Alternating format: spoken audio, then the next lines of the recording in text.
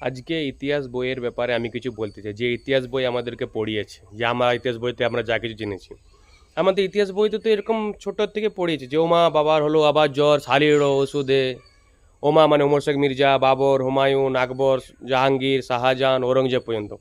কিন্তু আমাদের ইতিহাস বইতে সেরকমভাবে আমাদেরকে মহারানা প্রতাপের ব্যাপারে পড়িয়েছে না। সেইভাবে ছত্রপতি শিবাজী মহারাজের নামে, ছত্রপতি সম্ভাজি মহারাজের নামে পড়িয়েছেন না। কিন্তু আমরা মোগলদেরকে পুরো একদম খিলজিদেরকে পুরো একদম মাখনের মতন মনে করি। আজ একটা ছোট্ট একটা সত্যি ঘটনা বলছি। বাপ্পা রাওল বলে একটা মেবাড়ের রাজা ছিল, রাজস্থানে মেবাড়ের রাজা। যখন 1712 সালে আরব থেকে আক্রমণ করেছিল তখন ভারতে, সেই সময় বাপ্পা রাওয়াল সেই মোহাম্মদ বিন কাসিমকে 1712 সালে তাকে মারতে মারতে ইরান ইরাক পর্যন্ত নিয়ে গেছিলো। আর যখন ইরান ইরাকে যখন ছেড়ে দিয়ে এসেছিলো, আসার পথে প্রত্যেকটা একটা একটা জায়গাতে একটা 200-300 একটা সেনার একটা ছাউনি করে এসেছিলো।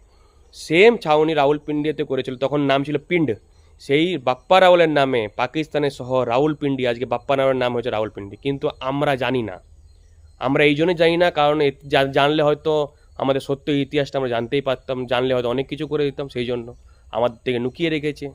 আমাদেরকে নিজের থেকে খুঁজে খুঁজে বার করে শিখতে হবে ইতিহাস।